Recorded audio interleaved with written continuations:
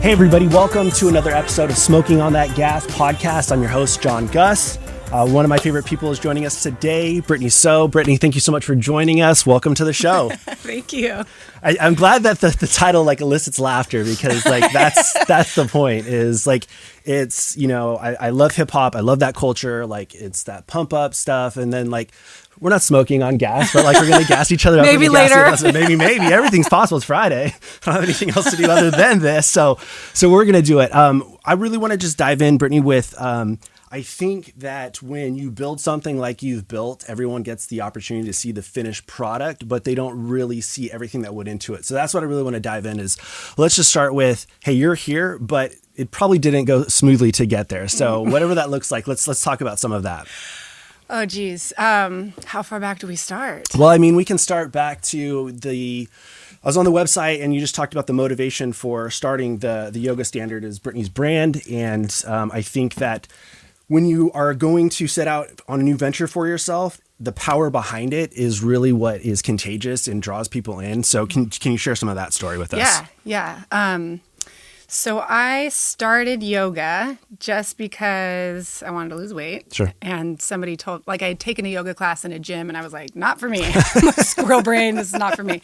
Which in hindsight, that's exactly why I needed it. Right. But somebody said, you can lose weight. You got to go to hot yoga twice a day. And so I started.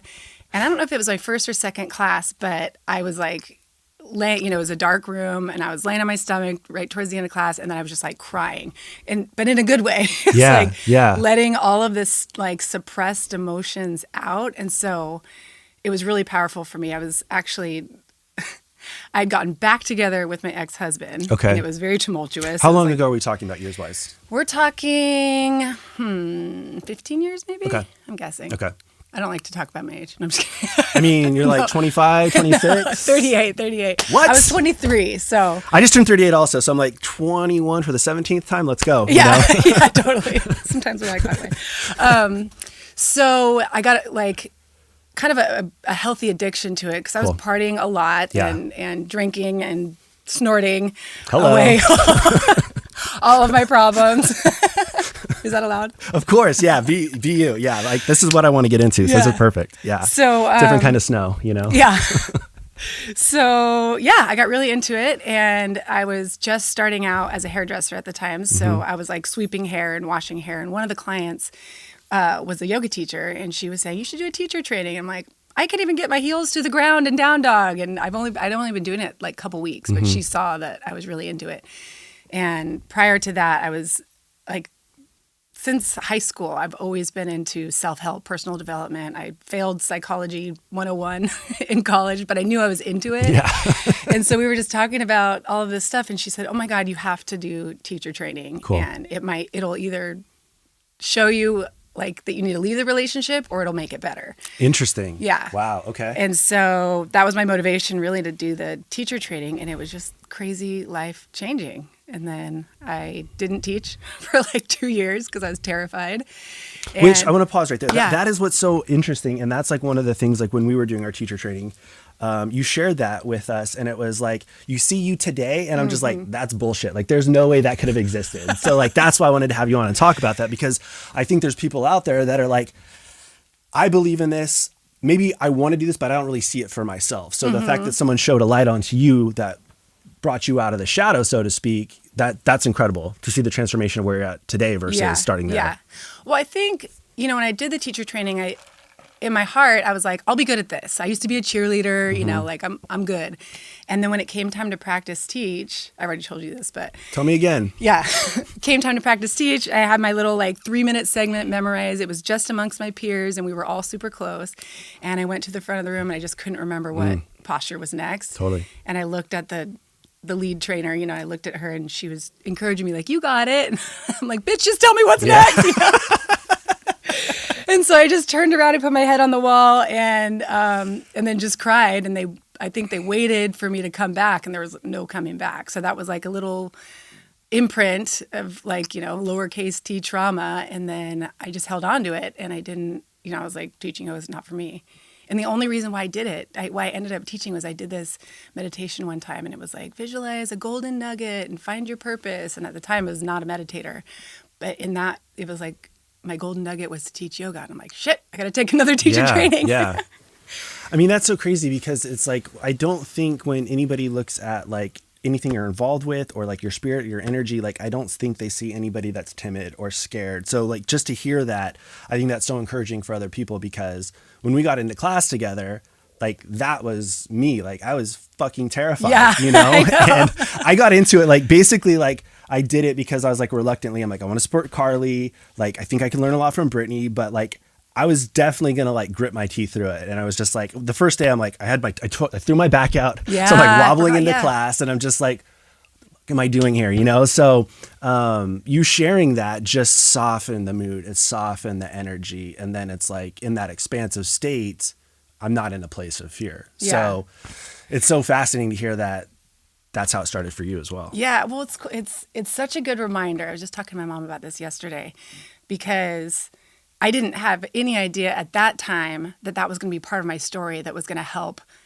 all these other people. Because if I nailed it in my first teacher training, how, you know, right, yeah. How would that transfer? I would just have high expectations for everyone to nail it, you know? And you ended up nailing it. Thank you. I think part of my journey was also to be able to understand where people are coming from.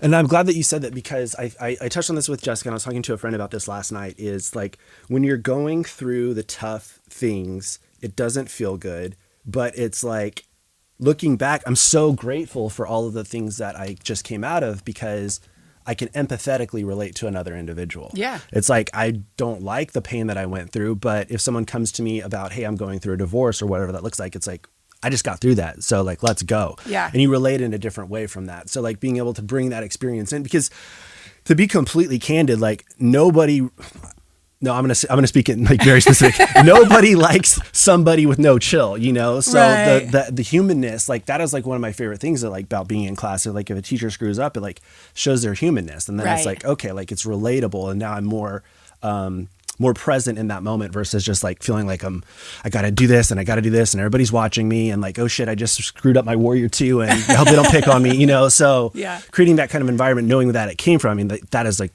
that is what I really wanted to like share with our audience, because I think that is like one of the coolest parts of your journey. Yeah. It's like so cliche. I feel like all the cliche things have so much They're power. Cliche for a reason. Yeah. Yeah, I know. Yeah. But it's like, you know, if it were always raining, then we wouldn't appreciate the sun as much. Or, you know, the darkness versus the light kind of thing. Yeah, we couldn't appreciate the sweet without the sour, for sure. Yeah. Well, so I like sour. I want to, wait, yeah, so do I. We were just talking about sour beers. Yeah. I like them both, but like, I think that's the wisdom, and it is like appreciating both. Yeah. Because it's the strength in those moments. Like, I feel like I can do anything, but it was not because of achievement. It's because of the fire that I walked out of. Yeah. So I think that that's something that inspires others, of like, just knowing that like seeing where you're at and where you're going, that can be done. Like if you have that dream, you can do it. Like that's how it started. And like all the stories that you shared in the class of just like, I could not believe it. I was just like farting in yoga. Yeah. You want to share that? I didn't want to bring it up, but I'm glad that you brought it up. If you could share that story, I'd love to. It's hard to retell a story when you know someone already knows it. I love the shock factor of telling people for the first time in teacher training. So our first day of teacher training, we're doing like our icebreakers. Intro icebreakers. And Britnii said something along the lines of like, you know, talk about, you know, what you like about Sculpt, and then like share your most embarrassing moment. So that's the cue. And she shared hers first. And so this is that story. So I had just started dating my now husband, and it was always my goal to like turn him into a little hippie yogi. And so he lost a bet. I brought him to yoga, and it was just like a level 1 non-heated class. And I told him, just set it behind me so you can kind of watch how to do it. You have secondhand embarrassment for me. At firsthand, like I feel like I'm like right there in that moment. And so like we're in the class, and everything I'm doing is very like extra, you know, to show off. And then we go into camel pose, which is when you're on your knees and you're leaning back. And so then I'm going to show him my like, you know, beautiful back bend. And then right when I lean back, it's like, and And in a hot yoga class, you can recreate the sound kind of like, on the mat. Yeah, but it wasn't hot. And so I'm like trying to recreate the sound. And it just like wasn't happening. And we didn't talk about it for a very long time, but now he laughs at it. And it came out at some point in the future. Yeah. But we had to get a little more comfy first. Yeah. I mean, like, I think that's like a hallmark of like a solid relationship. Like, you want to like, of course everyone's the best, but like, right. Let's be honest. Well, like, you know, when you first start dating someone, you're like holding everything in constantly. 1,000%. Yeah. I think when we ended up finally talking about it was like, I had been holding all day. And then I woke up in the middle of the night and I thought my phone was ringing. So I'm like reaching for my phone, or thinking that it was like a vibrator, you know. And so I'm reaching for my phone and then I realize like, oh God, that's me. And so I try to like lay down super still. And then he just is like, you know, then we finally talked about it. Yeah, I was just talking to a friend about this. It's like the two best relationships I've had, like that was a very like present part of it. So like, why are we pretending like we don't have body functions that are funny? Yeah. Everybody does that. Yeah. So like the fact that happened in a yoga class, like when you're trying to impress a new beau is like that is like such like peak Britnii like experience. Like you sharing that and then getting into the class. And then I'm like, it just changed everything because like you walk into an intimidating environment. Like you don't know, this is my first teacher training. I have no idea what it's going to be like. We've got a lot of ground to cover in a short amount of time. Mm-hmm. So I don't know if it's a boom, boom, boom, boom, serious. And like, that's how we open up. I'm like, okay, like I'm with my people. Like we're going to be good. Yeah. Like, I'm going to figure this shit out. Yeah. So, for the record, farting in yoga is not like super common. I don't think. No. I've done it once. It was awesome. And it was in a big room and I was like off to the side, like by the wall. And it happened, and I was just like, you like laugh to yourself because you know that you did it, and like everyone was like laying down so nobody else could tell. So it's just like same thing like in an elevator. It's like, see ya. You know? Yeah. Not my problem. Yeah. But yeah, in training, I was. So one of my favorite sayings is, any idiot can take something simple and make it complicated. But true genius is taking something complicated and make it simple. Mm-hmm. And there's also a theory called Occam's razor, which is basically like there's many ways to solve a problem, but the simplest is always the best way to solve a problem. And when I think about our teacher training, that's what I think about. Is I can't believe everything that we covered in that short amount of time. And at no point did I feel overwhelmed. To no point did I feel stressed out about it. It was just like perfectly fed to us in such a way where I was just like, in the very beginning, I walked away the first week or so just like, I don't know how I'm gonna get to the finish line. But by the third week, I'm like, okay. And you start coming back to life. And then it just got to the point where I can do this. Yeah. So I really appreciate how you mix in the personal development. And one of the things that we talked about in the class is reading of the book of You Are a Badass by Jen Sincero. What does that book mean to you? What is so significant about that? How has that helped and carried you in your journey? I think of all, you know, like I said, I was reading like Law of Attraction, all the books, you know, a lot before it was cool. Yeah. And that book just oversimplifies it, and it's funny. Yeah. Like really funny. Totally. And so, it's like one of the few books that I ever finished, really. And when, teacher training is always like traditionally very like, okay, and then you're going to read this yoga book and this yoga book. And when I was doing the Sculpt teacher training, which is not regulated by Yoga Alliance, it's just kind of a free for all. Cool. And which is where I want to be. Yeah. I'm like, I'm going to make them read this book. I don't give a fuck. Yeah. We're doing it. Yeah. But I like that part of it because it mixes in, and I know this resonated with other of our classmates, is the personal development piece, the visualization, the goal writing, everything that we did. It was like the light bulbs came on for us in a way of, the teacher training, like the confidence is there, but just everybody's in that room. There's like a different dream that seemed to come alive. Like, this is my part of that. And it was funny, like, awesome. It was funny. Like, I just started working with Jessica. I think I'm like a week or two in working with her. And like, we were doing like some goal setting, goal writing or something like that. And there was like a pause in the class and we're all just kind of doing, I think you're talking to Carly and you said something along the lines of like, yeah, like I've just been like manifesting, like I want to be on a podcast. And I was like, oh shit. And I looked at Jess and she looked at me and I was like, oh, we're going to do this. So like when this idea began to develop, I was like, I don't know if like I got to be the first to be able to do that, but I was like, I'm going to make that come true. So that part of just like seeing like the dreams come alive. And I've talked to Mike and some of the stuff that he wants to do. And we've talked about doing things collectively. So talk about mixing in that personal development into the training and why that was important to you. Cause I know that we all geeked out on it. Well, what am I trying to say? In a nutshell, I don't really tell people about the personal development. Right. I'm like, yeah, you're like, get this book. I'm like, okay. Yeah. What's this shit about? Yeah. So the teacher training, of course, we learn about our bodies and, all of that stuff, but it's really just like the gateway drug to like, how can I get you under my little wing and share all the things that I'm most passionate about?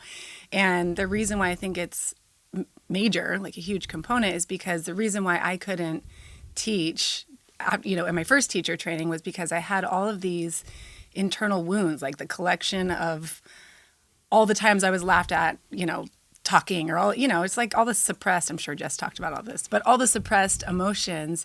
And so it was pairing yoga with personal development to where I could finally like break away all that shit to be like, yes, I can do this. Yeah. And I'm going to do this. Yeah. So I wanted to give you guys a fast track, not to have to take another teacher training, to just crack all of that stuff open. And it worked. And I think that there's a lot of strength that comes from vulnerability. And I think we all shared vulnerable moments in that class. And I think the power of the bond that comes from, it's just like, the whole experience was just so remarkable because like these individuals outside of basically Carly, and I'd met you a couple times, I didn't know anybody. Oh, I knew Jackie. But it was just like, but these are like my homies for like, I want to be connected to them. I want to root them on. I went to Tracy's first class yesterday. She taught. So like, it's just so exciting to like see that. And also like, I feel like now I'm an alumni from this program. Like I want to come back. Like I would teach again. Like what if I want to do another program? So like anybody that's thinking about getting into a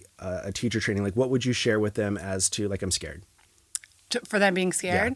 Well, it's not for me. All the things we tell ourselves. Yeah. I don't like to push people or like sell them. The studio I used to work for, we would like get a kickback if we told people to do teacher training. And so I don't like to do that. But where I'm going is the people that are the most nervous are the people that are going to benefit the most from it. And so it's just timing. I think everybody needs to do it, but it's timing, just like listening to your own intuition and knowing if it's the right time. Like if you're ready for radical change, because there's hard moments, right? Yeah. We're letting go of a lot of shit. Yeah. And so if you're ready for that, then, do it. Well, when Carly first started posting it, not for me, that's not like, it was all of that, my internal dialogue.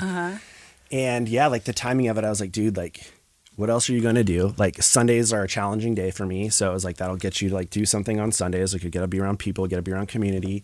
And then Carly posted something like, she totally tricked me. She was like, if you don't want to be a teacher, like you can still do this. Like you'll get stronger. You can deepen your practice. Like it'll improve your like public speaking. I'm like, oh, okay. And then, you know, we get in there and she was just like shared her story of like, like I was scared of it. I didn't want to do it. And now it's like, I felt like a drug dealer, like give me like the first like hit, Gateway drug. Yeah. A lot of people do teacher trainings. They're like, oh, I'm going to get ripped. And I'm like, sure, come on. Yeah.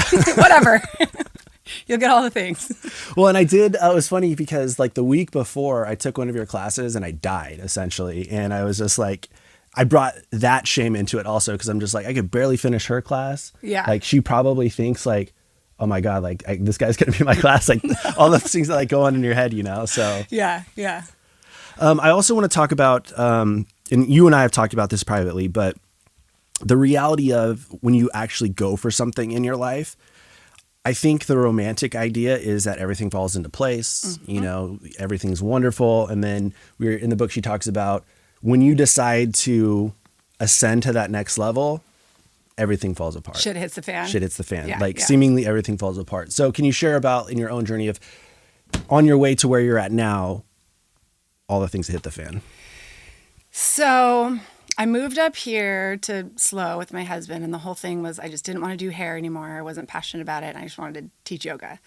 And so we moved up here because this is where he's from. And so I was just teaching, and there was just like a lack For me, there wasn't a studio that I was looking for. I wasn't getting the same experience that I was getting in San Diego, which I'm so excited for you to move there. Let's go. So I never considered myself entrepreneurial or anything. Oh, interesting. Okay. I just kind of kept saying, like, there's no standards, like, whatever. And so like, okay, well, I guess I'm going to open my own. But what's interesting in like looking at the whole timeline is prior to opening my own, I started doing like a YouTube video type thing. But I had a kid, obviously couldn't focus on both. So I opened the studio, but that was after 2 business partner failures, like signed a lease with a business partner, had the plans, and then that fell through. And then, so after maternity leave, I went to my old studio and was like, okay, I'm ready to get back teaching. She's like, oh, we don't have room for you. And I was like, what? Cool. Yeah. And then magically, 3 days later, my attorney calls me. He's like, hey, I have people in my office right now that have a yoga studio. They're trying to get out of their lease and they can't. Do you want it? I was like, thank you. Energies of the highest good. Right. And then there it was. So then I thought that was my path, right? Mm-hmm. And then enter a pandemic. It was like, cool. Jesus, Fun, yeah. I'd finally felt like a successful human. Like I owned a yoga studio and it was cool. And then we went on Zoom. And then it was like that previous calling of like, I want to share with as many people as possible. I want people to be able to eliminate the excuse to like, because going to take a yoga class is a whole situation. Like for me, it's a treat because you got to drive, you got to get your spot, you got to shower, you got to get home. And I wanted people to have access to just be able to do it every day. They wanted to from home. Wasn't there a couple floods involved too? I was going to talk about the floods. Yeah. We had a couple floods. Yes. Well, I'm glad that you mentioned that because that is something that I take for granted. Like I'm a single person, like I work. And so after that, it's like whatever I want to do. So like yoga is like, I'm not worried about like childcare or anything like that. I met with a friend last week and she was just saying like there's not an experience of yoga where I have childcare. So being able to do it from home is like how I get fed in that way. So the concept that you now do, everything's online. Mm-hmm. So talk about the Yoga Standard Online. It's like a Netflix for yoga. So you can log in on your computer. We're creating an app right now, actually. And you just set up, press play. How long are each sessions? And then what are the routines as far as like being able to, is it mix and match? Is there start to finish? So there's a 30-day challenge where it's just like, so I believe the best thing for our bodies is to alternate yoga and then a sculpt class and then maybe a yoga, not maybe, always having yoga days in between. So we're not totally blowing ourselves out and also to just be more introspective. And so there's a 30-day thing where it's just like, here's what you do for every single day. And then those are 45-minute classes. And then each week I have like, so the people, once they've gotten through that, each week there's a weekly lineup. So people that just, I don't want to like figure out which class to take. I just tell me what to do and I'll do it. So that's there. And then the whole library is there with like the cover photo. Each one has like a theme, as you know. So it's like for the days that you want to manifest abundance, do this one. For the days that you want to let go of something or anger, there's different days we need different things. You can kind of pick. Like I need to really access forgiveness today and I don't think I can. So take that class and then we just like we do in teacher training, just crack it open. And I think that that's like one of the things that I really appreciate of the new reality that we're in is asking for help is a lot more acceptable. Like getting through this life together of just like, I can't, or like, I need something here to get me through this and having an extra set of eyes on your situation, whatever that looks like. Yeah. So I love the on-demand aspect. How many hours, like how much went into all of that? Because we only get to see the finished product that looks polished and gorgeous and beautiful. Yeah. The site looks amazing. Like I've seen your videos. It's just like, it looks like you're doing yoga in heaven, essentially, like just incredible. But it's like, that's so much went into that. So can you talk about that journey of like, how do you put that together? How do you like find the partners to help you build this vision that you have? Yeah. Well, there was a lot of like, when we went into the pandemic, there was a lot of energy, a lot of stress, a lot of everything. Totally. And so, the whole thing, the reason why I named it the Yoga Standard was like, at the physical studio, like there's a standard. You know that no matter whose class you take, no matter what time you come, you know what to expect and it's going to be consistent. And so that was now the brand, and now we're trying to transition online, and it was like there's so many different platforms. I want the best one. And so I was kind of spinning myself out because I wasn't coming from a place of like grounded, you know. And so it took like 6 months just to find the platform, because once you're in, you're kind of in. And so I found the platform, and then I was so lucky that my videographer friends, they're like amazing, travel the world kind of people, but they couldn't travel, so they really helped me spearhead the whole thing. When I want to touch on something you just mentioned also is, I think that's another thing that when people only see the finalized finished product, you just said like spinning out, like my past speed is if something's not going well, it's more, faster, when the reality is groundedness, slowing down. So what is it that you do to stay grounded, to take that step back, to get that clarity? How do you go about that in your own life? You know what? Last year when I was working with Jess, so being a yoga teacher, you're like supposed to meditate. And so, but I didn't, except for like that minute and a half at the end of class, like trying to get your breath. But I started, I read a book. Have you ever read Joe Dispenza's books? Like what are some of the titles? It's Becoming Supernatural is my favorite one. No, you I should haven't. listen to it on your drive. Okay, boom. It's good. Let's go. So he talks about more of the science behind why we should meditate, and you get so amped on like, fuck, I need this. Yeah. You know, not just like, you know, you'll be. I don't know why meditation is just so elusive. There's like the why isn't strong enough, which is why most of us don't do it. So I set out to do it, and then it got to the point to where I would put my daughter down for her nap, and I would like be tiptoe running to like go meditate, because it's like I've never done LSD, but I imagine this is what it would be like. Like it took a long time though, like it sucked a lot. You know, I'd be like laying there listening to this person walk me through this thing, and it like wasn't working, but I just kept doing it because Jess made me. Yeah. And then it finally got to the point to where it was like I was on a different planet. Like I was like, for me, I like go through tunnels, and there's a ride, and then there's like a little, like, I call it an intuitive ping. Like you'll get like a little picture that's, you know, and so, yeah, I got really into it. And then when I stopped doing it last year, because we just got super into designing and moving into our house, the whole thing, finally, like my husband and I were in a fight towards the end of last year, and he's like, and everything was his fault. It was definitely his fault. Yeah, it's always the guy's fault. And he's like, he was using my own language on me. He's like, you're awesome. Projecting all of your inner stuff on me. Like, what's different? What's going on? We should be so grateful we're in this beautiful house. Da, da, da. And then it hit me. I'm like, oh, I'm not meditating. You know. So. But I mean, like, that's the reality. Like, even when we, like, I think the human experience is such that we strive for a problem-free life. But I think that that's not reality. I try to think about, I'm always going to have problems. How can I trade in my problems today for better problems into the future? But even like getting something that you work towards, it's very easy because you're so much in that bubble to just lose sight of how amazing the experience is. So to have a partner to like draw you back in and call you out on your, I mean, that's like such a huge blessing in life. Yeah. I think that for me, like meditating, it was definitely like something I struggle with because squirrel brain, and I'm just like, poop. I'm like, it's probably my third coffee already. Like, I don't need it, but like, let's go, you know? And like, I probably have ADHD, but like, I like that part of me. Like that feels like my superpower. So like slowing down for this like thing was a thing for me. I started out with guided, and I would just go to sleep. Yeah. But it's like, and this is going to lead us to our next topic, is it's still effective because your subconscious still hears it. Yeah. I know the subconscious is a big thing for you. So talk about that. What was your journey with being in tune with your subconscious versus where you probably weren't to where now it's like a big part of your life? Oh, man. You know, I feel like a lot of the books I was reading in my 20s, they were all like, you know, The Secret or Law of Attraction. Right. I was always like, does this work? You know, but I would get on a kick, you know, make a vision board. Yeah. half a vision board. clip. Yeah.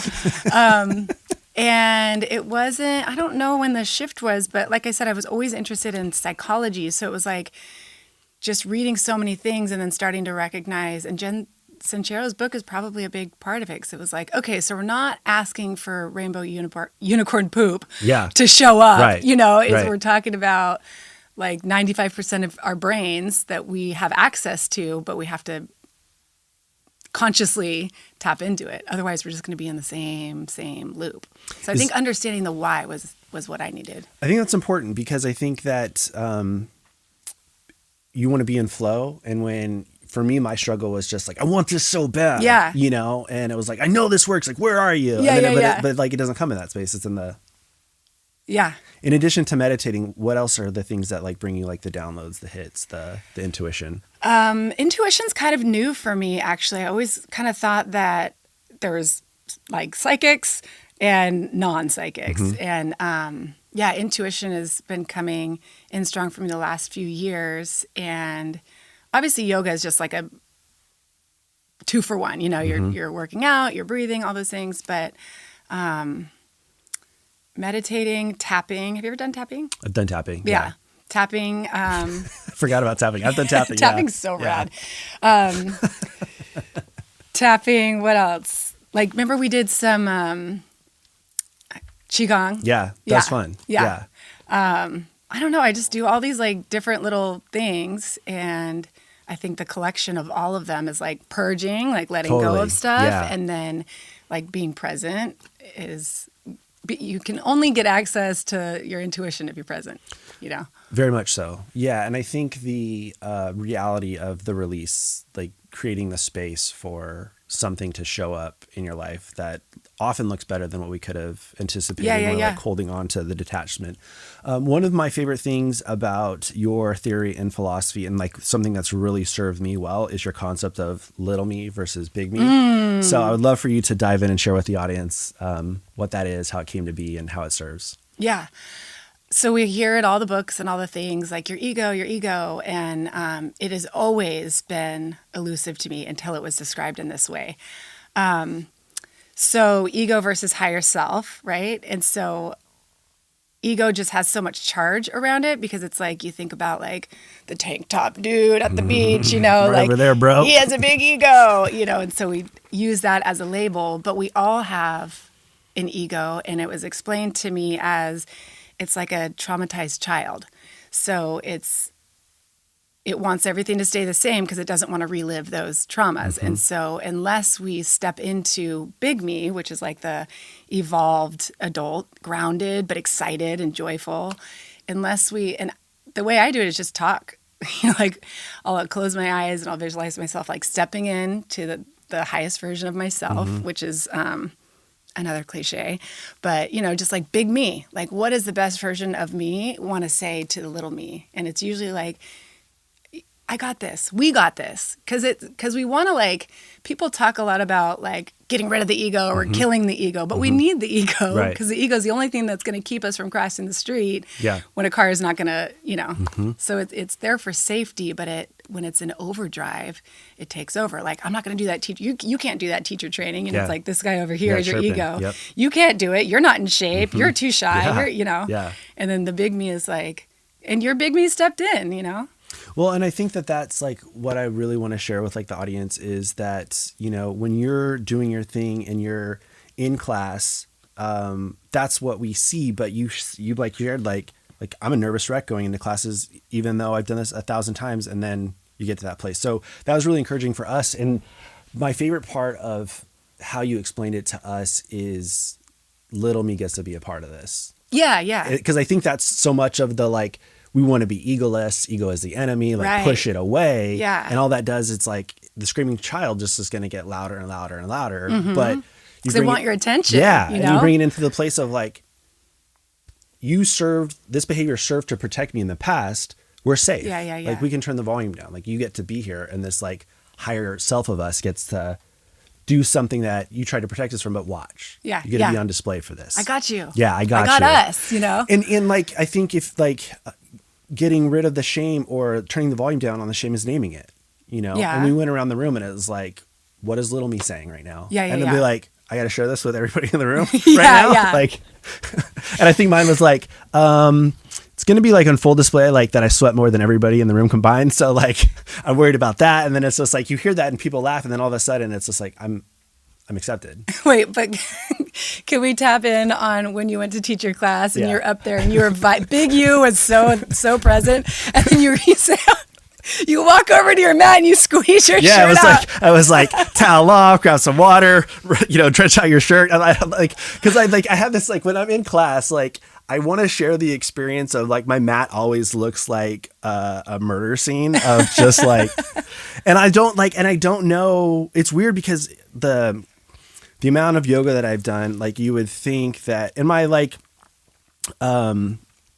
endurance has gone up and all the things, but I still sweat incredibly. And it's just like, where is all this coming from? So yeah, I like, and it's like a flex too. I just like wanted to like, after a class, just like slow motion, like look at how like, my ego's like, yeah, we did this thing, let's show off, but in the moment, like, I think it's that humanness of like, at that part of the class, like we're dead tired. And it's just like, I love like bringing in humor, playfulness, like keeping things light. Cause I think that, like I read a book called The Inner Game of Tennis. The premise of the book is basically like the brain can't think about two things at the same time. Yeah. And so like, that's why we emotionally eat. Yeah, it's true. Yeah. And in performance culture, like the concept behind the book was like, you cannot be in a place of having fun and nervous at the same time. Right. So like bringing in those like transitions of like turning off the different parts of the brain, or the like changing the experience, like of the big me, little me. I think the reframe is so important. Yeah. It's relevant, but I just feel called to say it, that like curiosity and judgment can't live in the same house. So like that contrast. And so when I feel myself judging myself or judging a situation or, whatever, when shit hits the fan, big or small, it's like, if you invite in curiosity, which is like the big you, it's like, well, I wonder why we're having this flood at the studio, or I wonder why this is happening. Like, this is all part of the bigger picture. And I'm glad that you brought that up too, because that is another one of the benefits and things that I've learned from you is like when we talk about like the subconscious. Yeah. I'm like hunching. Yeah. Okay. It's the subconscious, and like we had talked about, like there's a security guard. I think we call them Chad. Oh yeah. who can block things, and like that for me was like the struggle of like, I know this works. I'm so obsessed with trying to get this work, but I can't break through. And you use the language, wouldn't it be cool if? Oh yeah. Okay. So like when we want something so bad, it's like holding a handful of sand. I saw a meme and it's always stuck with me, a meme on Instagram or something. But it's like, if you're holding a handful of sand so tight, all the sand falls out. So when we hold on to like what we think we want, we're basically blocking it because...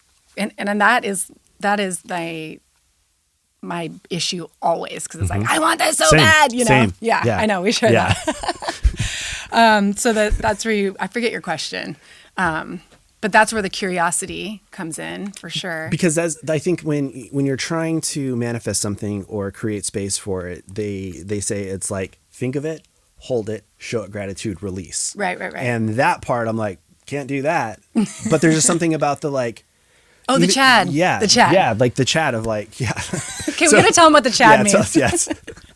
Which is like, he will forever be Chad. And I apologize to any Chads in the audience. There's a couple I know for sure, but yeah. Okay, so we have, people say different things, but just for simplicity, around 60,000 thoughts per day. Mm-hmm. And most of them are unconscious, and most of them are the same. Yeah. And so it's like the metaphor of like, you decide you want a new car. Like I want a Sprinter van right now. I'm on a kick. And I'm starting to notice that everybody has a Sprinter van. And all that is Chad, which the fancy name is the reticular activating system. Yeah. So there's all of this stuff subconsciously in our mind. And if we were to think those 60,000 thoughts, we would be more squirrely in our squirrel brains. And so Chad is like the bouncer or the gatekeeper. And so it's only going to release thoughts to our conscious mind that we ask it to.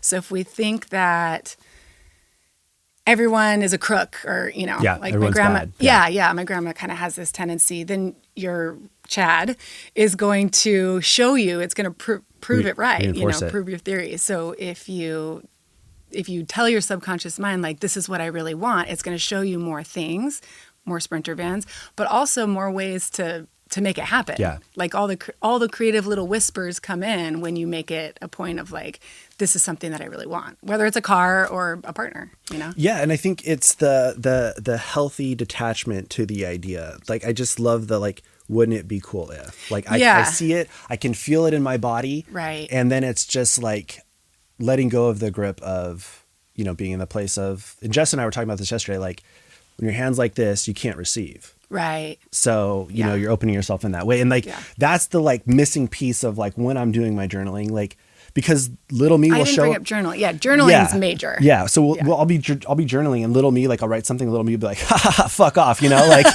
but in like the, wouldn't it be cool if, little me can't say anything. Cause I'm like, this would just like, even little me, I'm like, would this be cool? I'm like, yeah, that'd be cool. So I'm gonna put this on the list, you know? Yeah. So like having that relationship with the things that you want in your life of like, wouldn't it be, and the wouldn't it be cool if also opens up, wouldn't it be cool if this happened, but something better could happen. Yeah. That'd be cool too. Yeah. I think it just depends on the person. Like, Jess had me record a voice memo on my phone, and it was like a future date. So I would listen to it, and it was, okay, it is now June 28th, 2020.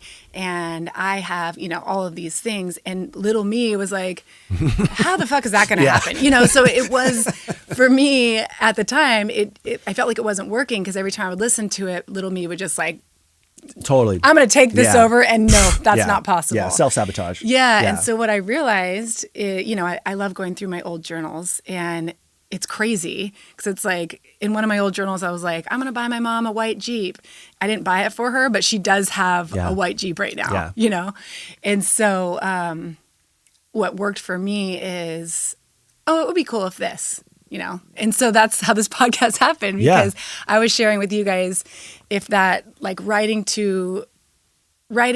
something as if it's already happened. Like, I now have a Sprinter van and a wife and children and da-da-da-da. And if little you doesn't like that, or if it's loud at the moment, then it would be cool if is a way to kind of imprint that in to Chad. It brings that disrupt. Yes. Yeah. That positive disrupt. Yeah. Yeah, that is something to, can we talk about like the future letter that we did in class? Yeah. Do you want to share your story about it? Yeah. How it came to be?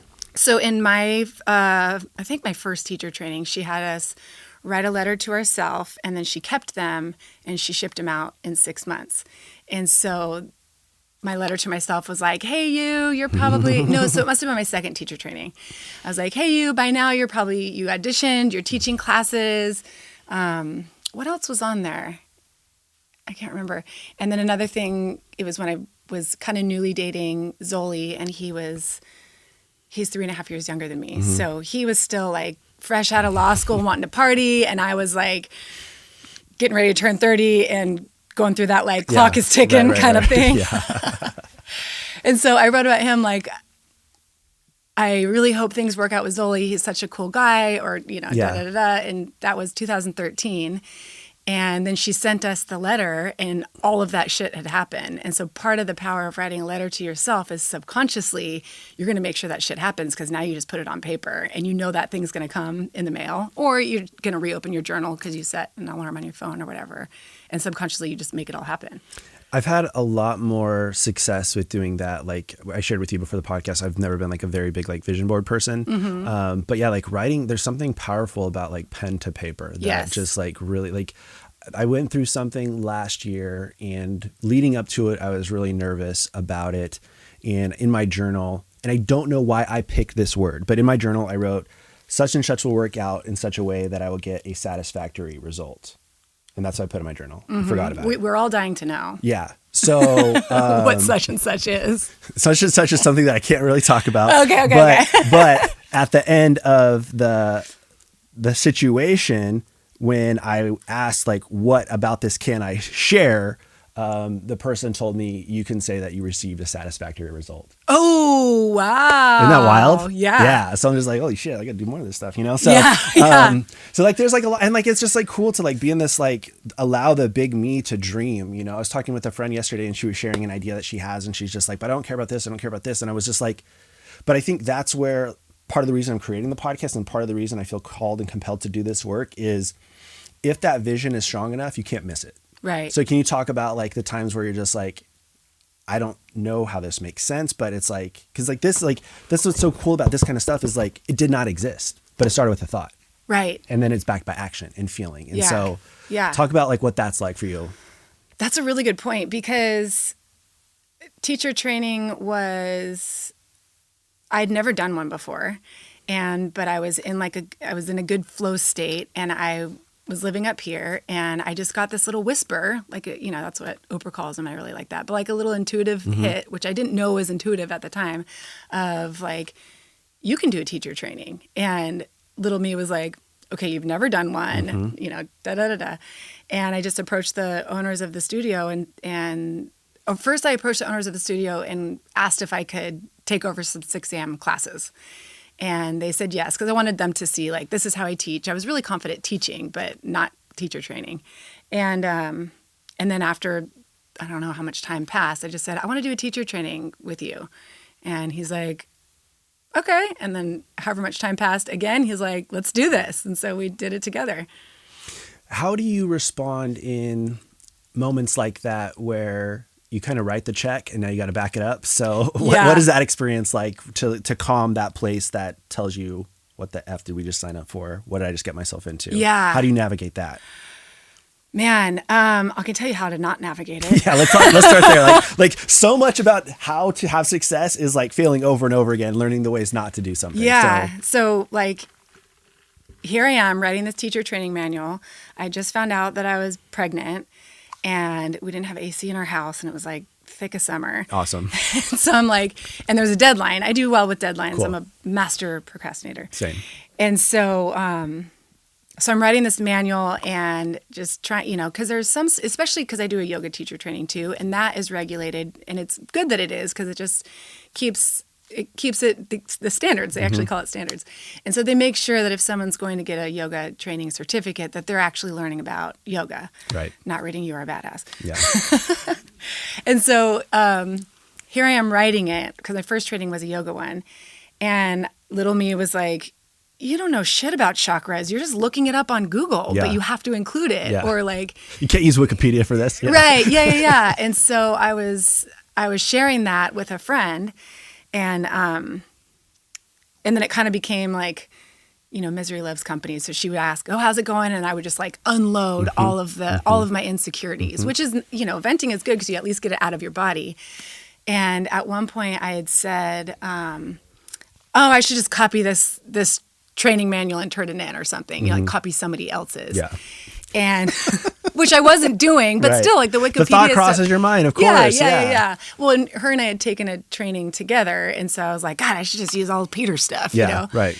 And she ended up going to Peter and going to the yoga studio and saying, like, she's plagiarizing all of his stuff, which is hilarious because his teacher training that I took, it was amazing, but it's very much like subtle body. It was like a really high level training, and I was doing like power yoga, basics. Right. And so I couldn't even if I wanted to, which I didn't, copy his shit. Thank you for the compliment. But right. Yeah. I'm not playing that game right now. Yeah. So understandably, he asked to see my training manual before it started, and thank God I didn't copy a shit. Yeah. Right. So that's what not to do, I guess, is tell a bunch of people your insecurities. Yeah, it's funny that you mentioned that, because I one of the things, like my background is in sales, and like when I'm working with my team, I always tell them, like, just listen. Like, people will tell you like why they want to do something. Yeah. So my favorite part of like human psychology, and I challenge anybody to try this, is like, just ask anybody in your life, like, how's it going? The first 30 seconds will be like something on the surface, and then shit after crap after, like, so it's like, those are the things that, like, in the human experience, like, you want to know where somebody's at, ask them how it's going, and they'll tell you, oh, it's good. And then reality comes in. So I can appreciate that, because I think when you're venturing into something new and you're breaking off this is me, but it's, how do I make this mine, when there's all this stuff that already exists, and you have your influences, and then you have all these. So The fact Well, that I think I was like self-deprecating too, because it's, it's an honor to be able to lead a teacher training, and I didn't want her to feel bad about herself because she wasn't leading a teacher training. So I'm going to bring up all of this stuff to make sure that I stay down here, which is a fault of mine that I'm constantly working on. And that's one of the things too that Jessica and I talked about is the like when you're ascending, you don't want to make anyone else feel less than. Yeah. But like how do you navigate that part where, because I think that's the challenging part is like, I'm going to do this, I don't know where it's going to take my life, but I don't want to outshine anybody because I don't want to like, I'm trying to bring people up, not push people down. So how do you navigate that part of like, my star needs to shine for the better good of everybody without trying to make someone feel, how do you inspire versus discourage kind of thing? Well, what I have to tell myself is, like an example is we just built and moved into this amazing house, right?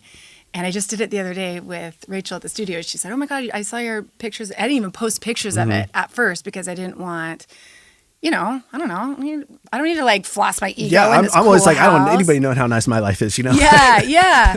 But so what I have to remind myself is like, everybody has an infinite potential for anything. Right. And so like me, it's so big, it's just a house, but showing pictures of this kitchen could give somebody like information to manifest their own kitchen. Like how would we get?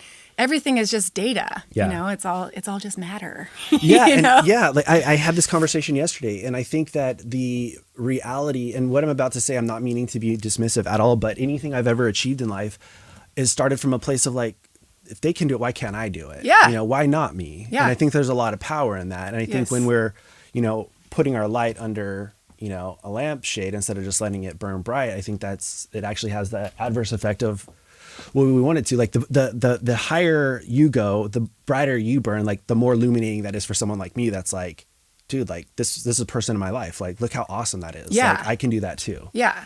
Well, I guess the problem is people that have we all do. It's like different every minute of the day, but when our ego or little me is really loud and you see somebody make an achievement or whatever, little us is going to judge and, put this person down either internally or verbally. And that's just a sign, when I find myself doing that, that's just a sign of like, oh, there she is, little me, and so we just have to shift it. And so that's why this work that I'm doing is so important, because I think the more we all understand it, the more, the less jealousy there will be in the world, like jealousy is just a sign that it's something that A, you can achieve, and B, you just have to shift it into like big me, like, oh, that person is doing that or whatever. And the fact that it even affects me means that it's in my future.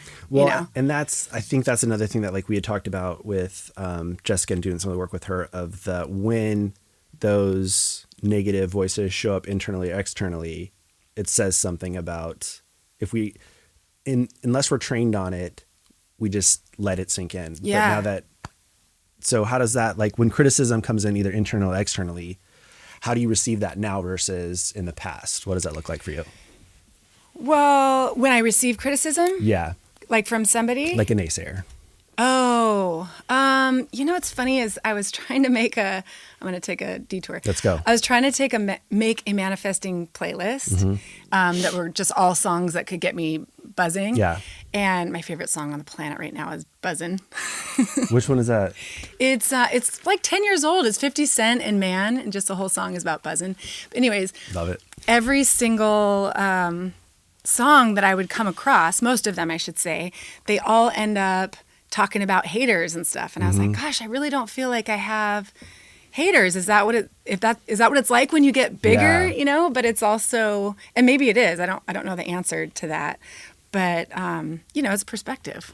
It's like, I feel more compassion when somebody has an opinion or judgment, because I just know that their little traumatized inner child is feeling something, you know? And that's the awareness piece that I wanted to highlight is knowing that it's whatever's coming from them is nothing to do with us. Right. Yeah. And it's projection. Yeah. I think that, I love rap music, and I was like, yeah, I'm like I remember like I had a conversation with like one of my closest friends, and I'm like, villainizing the them, the like, they don't want to do this and blah, blah, blah. But my friend was like, dude, like, when you go to a comedy show, do you want to see that person bomb?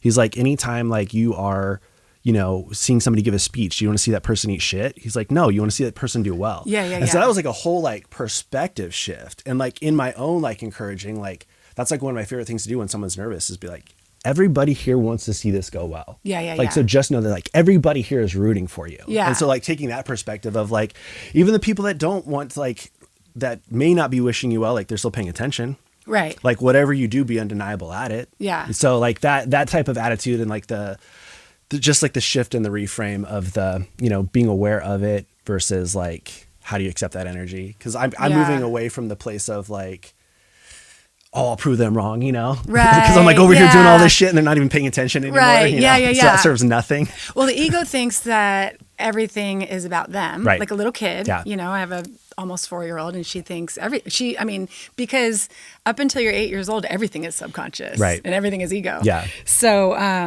like, for example, you're taking a yoga class and you're worried about like your sweat or whatever.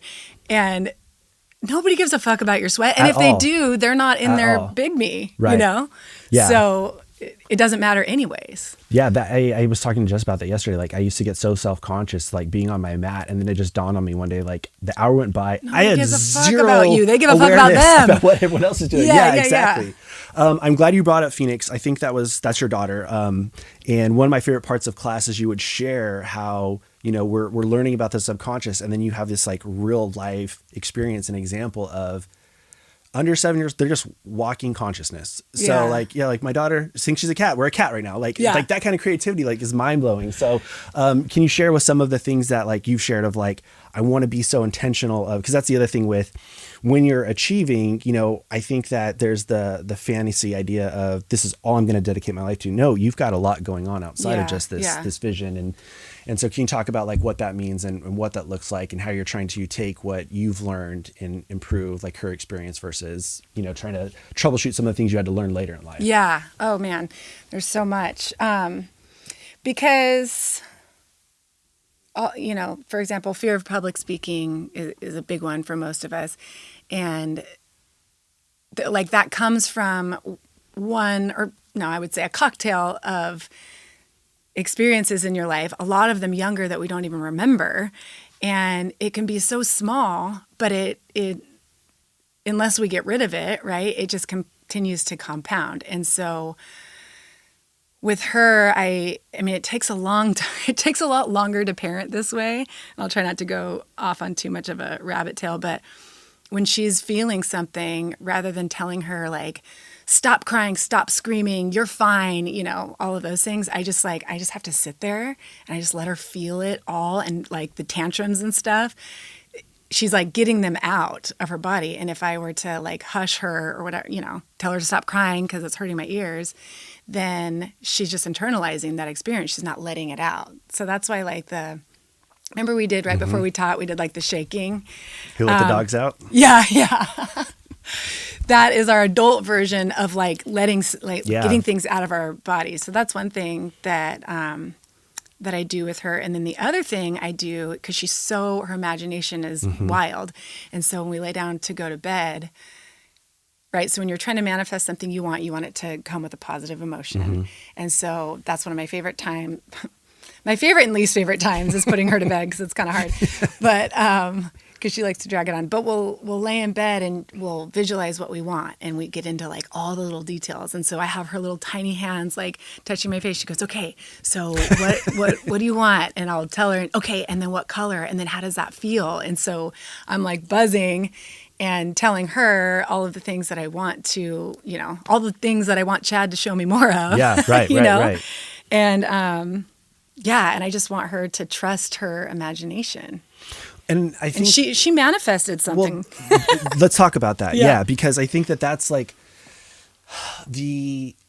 And this is one of the things that I love about like yoga. Like it was like, why do I like yoga so much? It's like, because I get to be in a group of my friends and we just play, and it brings out that like childlike wonderment, and everything feels possible, and something I can't do, I'll see Todd doing. It's like, oh, he's doing it, like I can do it. You know, it's just like this like buzzy atmosphere. Yeah. And I have 2 nieces, and I think they're around the same age as Phoenix. And like, that's like the thing, like you share an adult, like I want to do this. And they're like, you know, you share with the kid, they're like, yeah, I want to go on an airplane. Yeah. I want to go to Legoland. You know, they're like manifesting machines because everything's possible. So like, that's one of my favorite things that you share about is like, it just like reinforces of like that childlike wonderment, like just opens up like that, like magic that as adults we're like, be quiet, stay in line, you know, all of the things that we're told when, you know, the explosive creativity doesn't come from that place. We visualized the other night going, because I really want to take her to Bali. It's my favorite place in the world, but it's gnarly to get there. And so I'm like, I'm not going there unless we fly first class. And so we're like laying in bed, pretending like we're in little beds in the airplane, you know, and then we get there and we're talking about the smells and the things and all, you know, all the stuff we're going to do there just to like really, really imprint a way to make it happen. I don't know how it's going to happen, but it will. You know? Yeah. And I think the combination of the thought plus feeling is like really there's the power. Yeah. Because I can think about something all day, but it's like in that space of like slowing down. What does that feel like? What do you hear? What do you see? And then it's a completely different experience. Yeah. And it's hard. It is, because, you know, we're a busy society. We're on the go. And it's like the next thing. Yeah. And so coming back, pausing, slowing down. Yeah. Another thing that I want to talk about is when you're struggling with something or you've struggled with something, like how do you stay encouraged? Like what does that look like for you? What kind of struggle? Anything. So many struggles. Yeah. Well, I mean, just hearing that I think is encouraging, because again, like you're living your purpose. Like you're like everything that like you bring into this world, it doesn't look like struggle. It doesn't, but the highlight reel. Yeah. Of course. Yeah. I'm trying to think of like a recent experience struggle. Can you give me an example? Yeah, like for me it's the I just completed teacher training, and then it's like the struggle is I'm not going to do it. So I like throw myself into it, you know? And then it's like, and then it's just like, hey, Britnii, I think I'm going to teach on Sunday. And then it's like, now you're in, it's like, well, now I got to do it. You know? So like one of the ways I stay encouraged is like going to my, like other people in my tribe that, cause like moving away from the people that want to talk you out of doing something and moving into the space of the, like, why wouldn't you do that? Of course you're going to do that, you know? So like, that's like one of the things that like this whole podcast, it's like, well, I want to do it. When are we going to do it? I'm just going to do 10 in 2 days, you know, like just going for it and being in that space. So whether that's, you know, getting encouragement from a family member or going for a walk with your daughter or whatever that looks like, to be in that place of encouragement, I think that's one of the things that just, we all need it. Yeah. And it's not motivation. I think motivation's fleeting. It's the, I'm struggling. I need a reset. I need a reframe. Yeah. Well, I think obviously having the right people, you know, like I call Jess all the time with ideas. And it's funny, when I opened the studio, there was not one person that told me that I shouldn't do it. And I remember thinking, is this big enough for me? Because, you know, you read in all the books of like, people will tell you no and you're going to do it anyways. But it was like, everybody was on my side to do it. Yeah. And so, but then transitioning to online, there's a lot of competition, or everybody's doing that right now, or people have workout from home fatigue, you know, there's all these things. And so what a struggle is for me is not talking to people about it, because sometimes that kind of gets in the way of my flow state. I just came up with a new idea. I think intuition, what I wanted to say earlier, you know that it's an intuitive thought rather than like your ego talking when it doesn't make sense, you know? Yeah. So I just dropped That's a really good point. all this money to create an app for all of my videos. And then I just had this, you know, after teacher training and doing all of this work around subconscious and goal setting and all of that, I had this whisper of like, you also need to create a course, which is like, I don't even know how long it's going to be, but basically willpower is never enough to Totally. follow through on anything. Right, You know, right, yeah. working out, eating healthy, starting a business. Well, it's impossible Totally. for I'm making this number up, but 99% of the people. Yeah. And so, I have all of these members on my platform and I can see the stats, and a lot of the people aren't even watching it, which is fine. You know, maybe they're doing other workouts and they just want to do it once a week. But I also just know, being a human myself, that everybody, not everybody can take a teacher training in San Luis Obispo, but everybody Right. needs this reprogramming of our mind. And so I'm putting together this course where it's like they commit to showing up for themselves an hour a day, and 45 minutes of that or 30 minutes of that is working out. But then the other part of it is all the stuff we do in teacher training. Awesome. So reprogramming the subconscious, letting go of limiting beliefs, all of that stuff. So then at the end of the course, not only are they like exercising every day, but we're like dismantling all the stories to now, that thing we did, like, I'm the type of person who. Yeah. So you think about, whatever. I want to own a million-dollar business. And so a reframe is, I'm the type of person who, and then you think, what would a person with $1 million business do? Well, they would wake up at this time. They would work at night instead of watching TV, Right. And I think people talk about flow state, like a good sign that you're on the right path is that it doesn't feel like work, which you hear all the time. Right. Yep. But when you're following those whispers, like right now at night, rather than watching Netflix, which I love, I'm like geeking out, learning more and more and more and more and more about like why people subconsciously can't follow through with the diet, and like getting all the details. And I'm going to package it all and do a course for people to be able to just completely change their trajectory about their body. And that's one of the things that I liked about, like, in our coursework. I think one of the first things that we read is, I think you put something in there of like, if you have a goal to lose 20 pounds, move away from that in a way of, well, I'm going to do this thing that I like doing. And if there's 20 pounds to lose, it'll just happen naturally.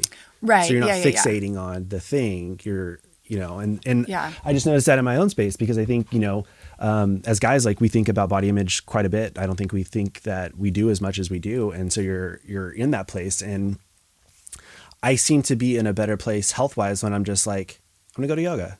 I'm going to be mindful about what I put in my body. And then it's just like, all of a sudden, this thing that when I was so hyper-focused on it, I couldn't get there. Yeah, it's So like now the same thing with the sand. Like, you want to lose weight so bad. Yeah. But there's, there's like a collection of things that we need to do to shift, whether it's about, changing your body or changing your career. It's like I was saying before, like tapping, shaking, hypnotizing yourself. Yeah, I've done all journaling. that. I've done all that. Yeah. Yeah. And I think there's being so hyper-focused on the, like, action versus The feeling. Yeah. Yeah. And just being immersed in the process. Like, the magic happens in the process. Right. And I think if we just got so hyper-focused on the goal, we would miss the lessons. Yeah. And so it's like, when you're in that process and things just start to happen, like, that's where you get the result, because, you're learning what you're supposed to learn. Yeah. Talk to me about a time where you really wanted to do something and you didn't think you could do it, but it defines who you are and how, like, you connect to other people. Because one of the things in my own life I think about is, if you went through something challenging, it can have no meaning. Or it can be, this thing that you now carry, that you connect with different people. So is there something in your past that, like, you struggled with that, I don't know why I struggled with, but I'm so glad that I did, because now I know how to relate to certain individuals, certain type of people. Yeah. Outside of like the teaching thing, I'm trying to think. I know in general, like, the opening a studio thing was really just out of, I felt like our community needed an experience that I found at studios in San Diego, because different people like different types of studios. I just was really attached to this, core power that changed my whole life, and just, we didn't have anything like that here. So I decided to open a business. I am not an academic person, but it was just like. Those are your words, not mine. I can barely count. But I just knew that it needed to happen. And, I went to see my friend who's a CPA, and she invited me to come to her office to just like do a couple things. And she ended up giving me this whole list. And I don't think it was a coincidence that she told me to come to her office and I went. The whole list of like, I got to get a sales tax certificate. Oh God, I got to figure out payroll. Like none of that stuff. All of the hows were not there when I signed the lease, you know? And so then fast forward into opening the studio, I just remember, and I used it as a theme in a class one day because it was like, even if it doesn't make sense of like why you should do something, the hows will decide themselves because you're following the right path. Like I'm not a business owner, you know? Mm-hmm. But I knew that it was something that I needed to do, and then I figured it out.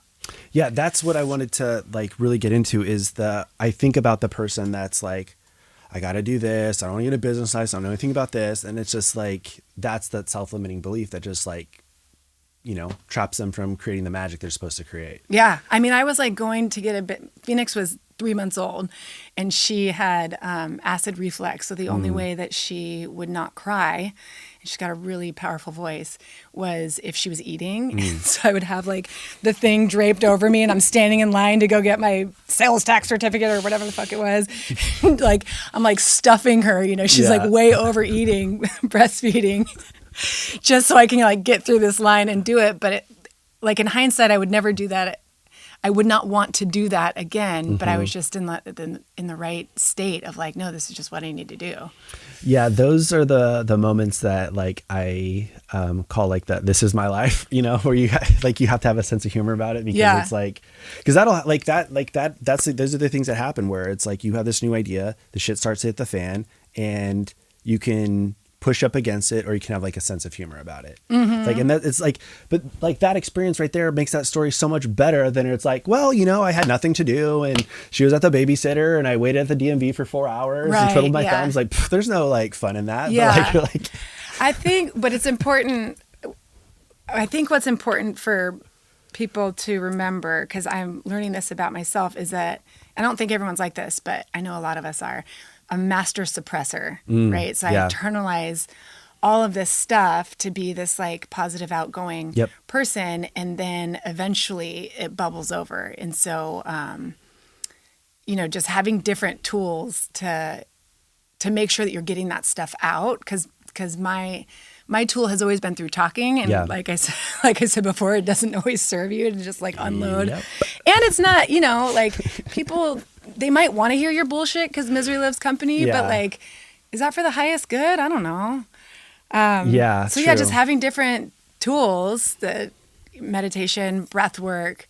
Because what's funny about sweat, I was going to tell you earlier, is people always think of sweat as like, I'm detoxing the Cheez-Its. I remember my first yoga class, I'm like, Cheez-Its, that. But 99% of your sweat is just water. Yeah. So the toxins actually come out of your breath. So breath work is like, feels like such a waste of time. And there's a book called Breathe that my husband listened to and then told me about, that it tells you all the more scientific reasons why breath work is important. But that's how we release like physical toxins and emotional toxins. Yeah, that's so interesting, because that is definitely like the part that like I was talking about, Jess, like in my life, when some of the ways that I get like the downloads is something will show up like in my life like 3 times. Like 3 times is mine too. Yeah. And like the breath work is, because like that's the thing, like I'm just like, I'm here, I'm doing the yoga thing, like whatever, breath work, you know, like, like I'm breathing, I'm happy to be alive. I didn't pass out today, you know. But like there is something about like doing the slowing down, emphasizing like the shifts and the changes that come with that, because like my thing is like I like to communicate too, and I'm also like in a charged opportunity. I'm excited where this is going.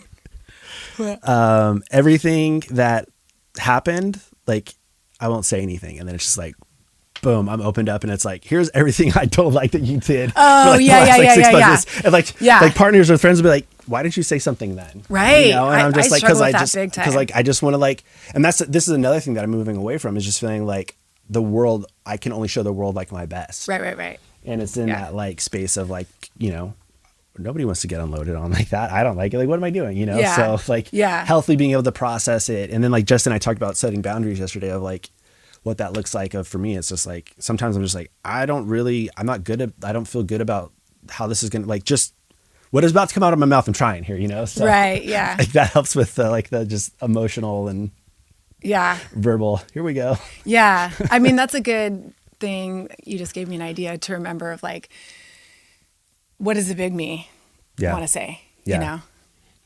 I think that's important to remember. And then we talked about like the importance of like regulated states. Like, so, and I think that being in a regulated state, the positive in communication, but also in a regulated state of like yourself, of like, I'm struggling right now, instead of continuing in that place of struggle, like taking that pause. Yeah. Getting to that like regulated state of like, I don't need to be a crazy person about this. Right. Everyone's just doing their best. Right. Yeah.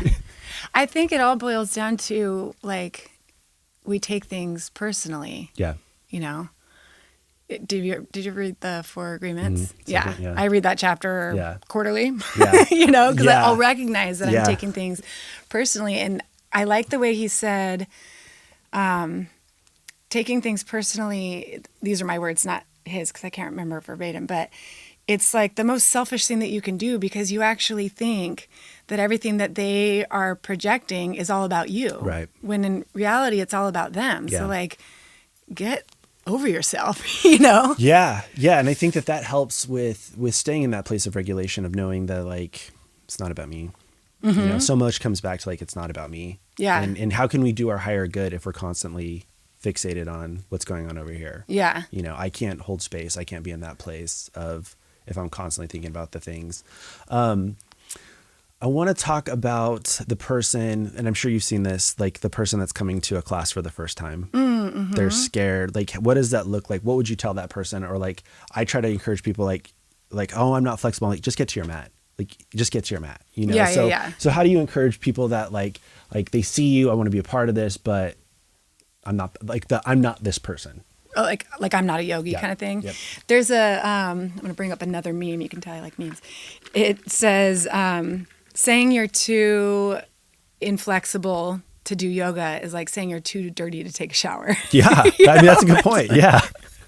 Like, we want to work on this, right? Like, right. We want to get better at this, right? Like, this is, yeah. What would I say to a person for the first time? My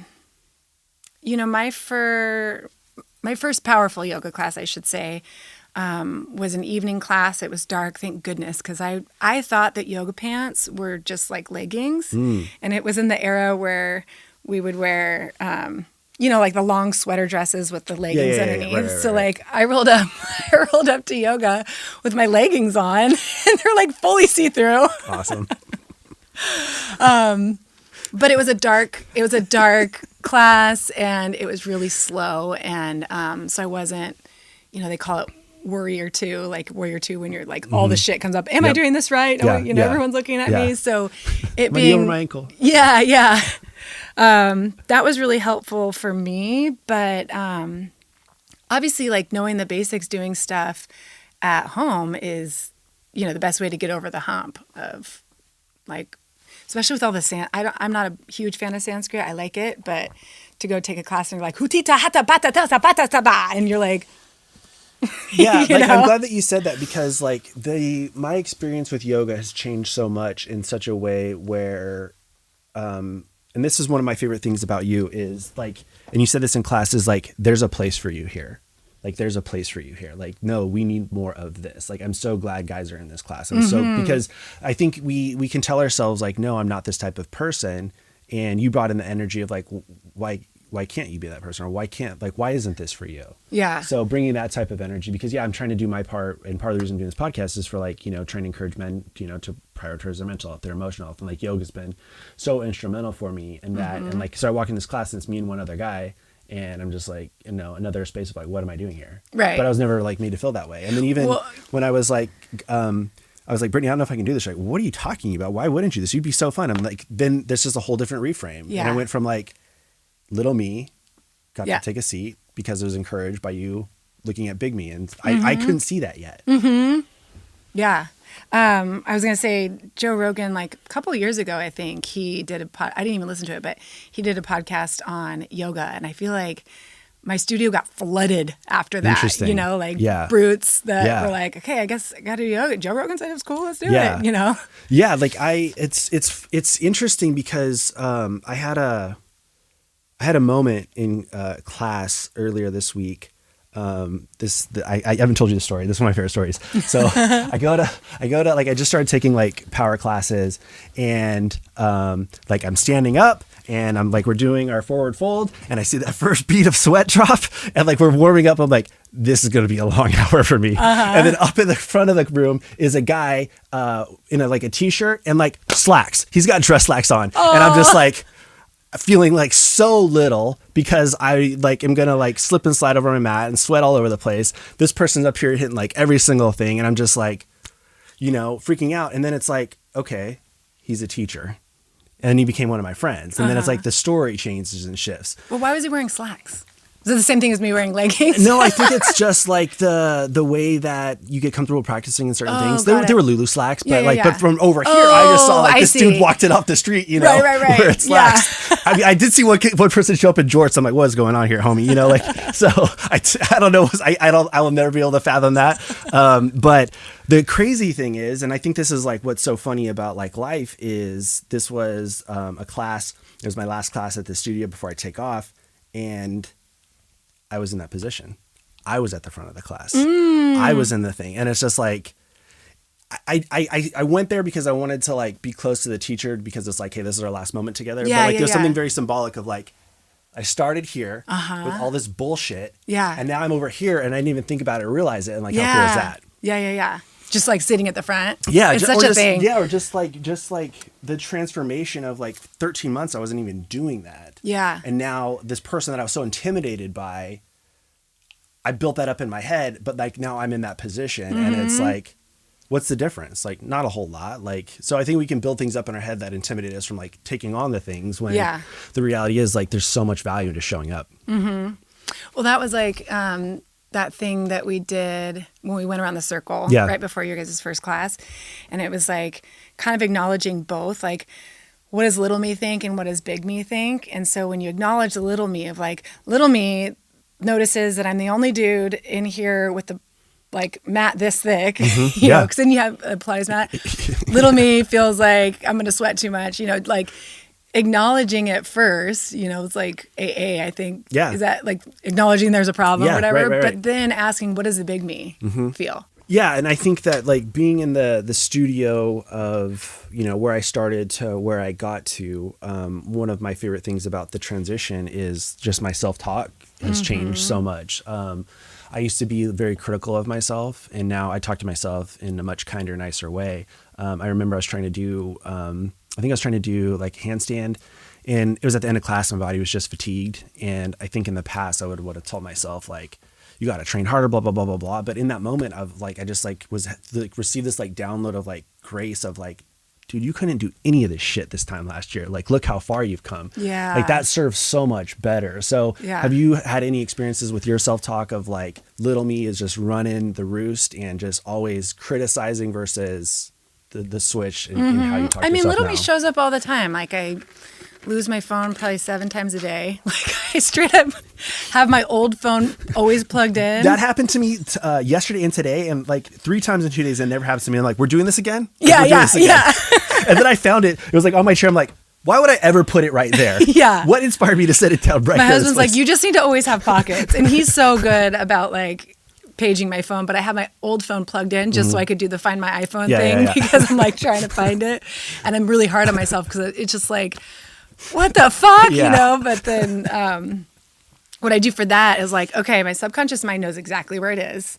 So let's get out from up here and like come down here. And then always it's like, oh yeah, I had it when I was in the pantry and, you know, now I'm going to go grab it. Yeah. It works 60% of the time. Yeah. Well, I mean, like, but there's in a rush. But I think that's the lesson to be learned is like, there's space for it. Like we can just calm down. Like I'll find my phone. It's got to be here somewhere. Like moving away from that, like you did it again. Yeah. Like that doesn't like, it's just like a feeding frenzy in your own mind. And it's like, it's just static. You can't hear, receive, or learn. And Yeah. Yeah.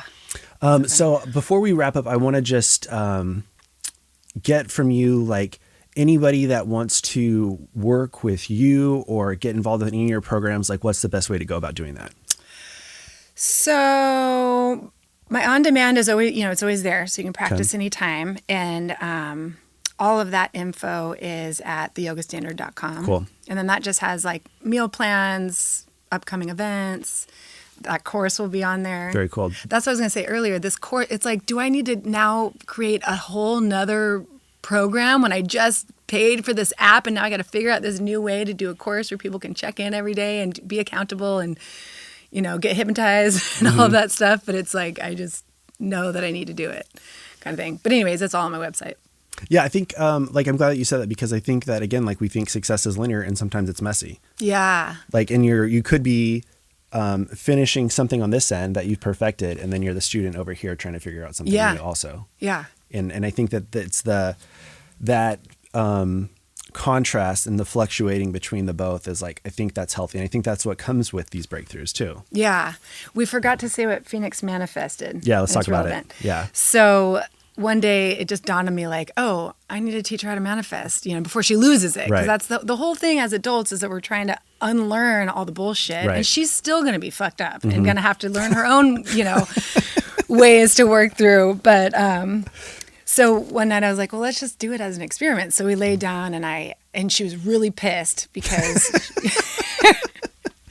she had recently decided that she was going to be a cat. And this is bullshit. I'm gonna be a cat. Yeah. Yeah. No. She was pissed because she didn't have any cat pajamas. Okay. And so and she was like legitimate flopping on the floor. Yeah. Well, I'm a cat. We don't have any Kiki pajamas, And I was like, okay, you want to play a game? So we went and laid in bed and I was like, okay, so did you know that you have magic powers? And she's like, whatever. I don't know exactly how it went, but I was like, so we're going to think about exactly what you want. And it's just going to show up. And she's like, what? Yeah, cool. And so so we laid down and I was like, okay, so what kind of shirt? And she's like, okay, so it's going to be a black shirt with a black cat on it. And I'm thinking like, fuck, how am I going to find a black shirt? Because I was going to buy her. I promise there's a cat on the sweatshirt. Right. Yeah. Use your imagination. Yeah. Yeah. And so it was going to be a black shirt with a black cat, blah, blah, blah. And then I was, over the next day or so, I was like, so do I just like create, because I'm making this up as I go. Right. Do I just create this imprint of like how powerful she is and just find one, but like black shirt, black cat, it's not sounding good. And so I never came to a conclusion. And then we were on a bike ride one day and this woman walked up to us and she was like, hey, do you want this ball? It's been in my front yard for 3 weeks. I don't think the owners are going to come back and get it. And I'm like, sure. So I go and grab the ball and it's a cat ball. Awesome. And so I'm like, let me try this. So I go up and I was like, look, it's a ball with cats on it. Do you think that your magic is what brought this? And she's like, and she was like, yeah, it worked. So it was like completely different, which is like such a great metaphor for life because it's like we think that we want this one certain thing, but sometimes it's something better. And so that kind of like planted her little seed. And then I was on Amazon one day and magically, guess what showed up? A fucking black shirt with a black cat on it. Awesome. So I got that too. Which is like that's like the part like that I think about when something I'll think about and then all of a sudden it's a part of my existence and it's like so magical. It would be cool if. Yeah. One last thing before we let you go. I want to talk about the retreat. Yeah. Can we talk about that? Yeah. When is that coming up? Great question. I think it's August 12th. Okay. And that's you, Carly, Jess, and where's that at? It's going to be at the trailer pond. Okay. So it's all these Airstreams. What city? Like retro in Atascadero. I'm the wrong person to ask. That's okay. Paso. Somewhere over here. Yeah. They're all redone and like rad. And then it's all around a pond on a winery. Cool. What can people interested in attending, what can they expect from it? So obviously yoga and wine and healthy food. Hey now. But most of the audience is sold. Yeah. But I know for myself, I want to share more of, like outside of a yoga practice, all of these little things that I have in my treasure chest to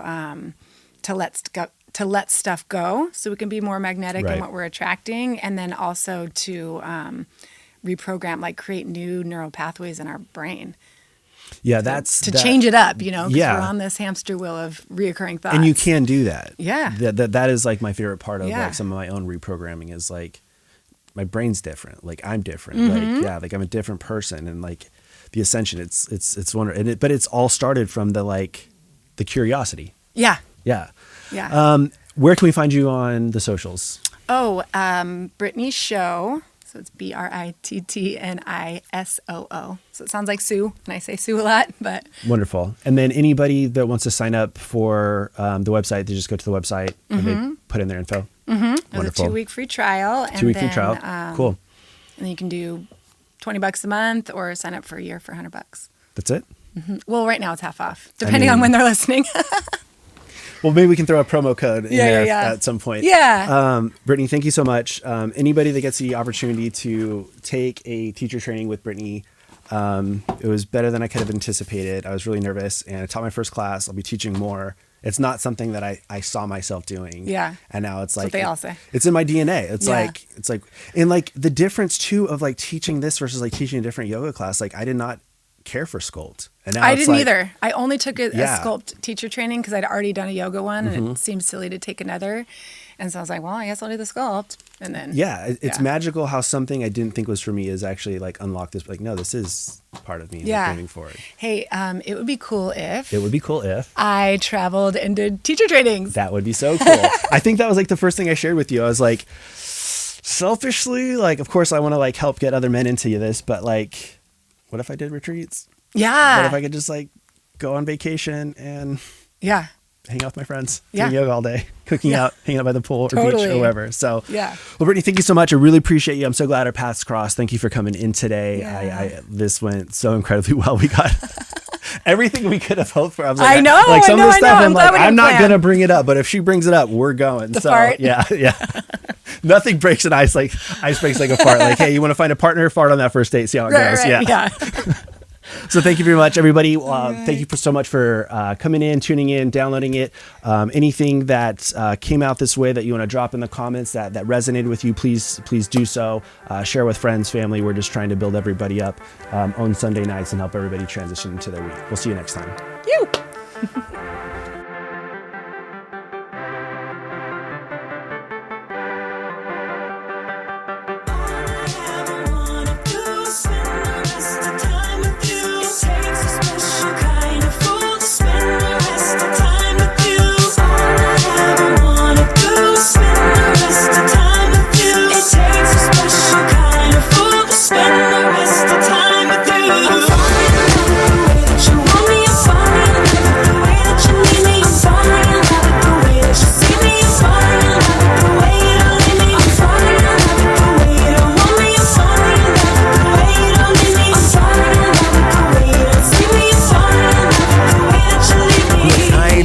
But baby, relax. The way you been on me is making me manic. The way you been on me, you're making me panic. The way you been on me, don't make it a habit of reaching for passion and addiction. Give me a job, I give her the business. See what she saw, be quiet regardless. Keep leading me on, cause your body is flawless, girl. She be calling up, I be hanging up. She be balling, I do it to make her nuts. Yeah, she love me, but baby, it ain't enough. I keep fucking her friends to shake it up. Find a better man, leave me jettison. Dating the devil's a hell of a medicine. She like never that, I can never leave. It's confusing, but here's what she said to me. All I ever wanna do is spend the rest of time with you. It takes a special kind of fool to spend the rest of time with you. All I ever wanna do is spend the rest of time with you. It takes a special kind of fool to spend the rest of time with you. Girl, I'm too good, something you shouldn't want. You didn't listen, now you're slipping and caught. I'm stuck in my old ways, but you cannot stop. Hugs in the hallway and feel your heart drop. I open the door for you, run to the store for you, make some good grub for you. Chivalry's overdue, working so hard for you, writing a song for you, making good love to you. I'm coming through, I'm the nicest of nice. Cover the sun, have the nicest of nights. Shopping mall runs, no matter the price. We'll always have fun, ignoring the fights. You'll always be right, I'll always be wrong. Keeping it light, never headstrong. You'll be alright, you just need to move on. Turn on that mic and hear you sing along like